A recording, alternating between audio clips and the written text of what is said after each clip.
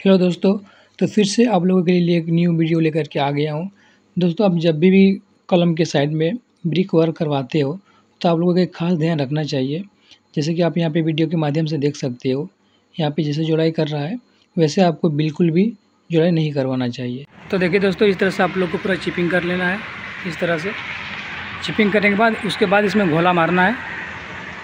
तो चलिए हम इसमें घोला मारते हैं और जुड़ाई शुरू करते हैं। तो देखिए दोस्तों, इसमें घोला मार के हल्का हल्का मसाला इसमें छाप दिए हैं ताकि मजबूती बना हुआ रहे। और आप ध्यान रखिए, कभी भी इसमें चुनाई कीजिएगा तो चुनाई में उसमें आपको 1 इंची का डिफरेंस रखना है। यहाँ पे आप देख सकते हैं, जैसे कि मैं यहाँ पे, ताकि यहाँ पे मसाला घुस सके। देखिए यहाँ पे 1 इंची का मैंने डिफरेंस रखा हुआ है ताकि इसमें अच्छे से पकड़ बने, मजबूत बने, दीवार क्रैक ना हो। तो इससे ज़्यादा भी नहीं रखना है, नहीं तो दीवार क्रैक हो जाता है।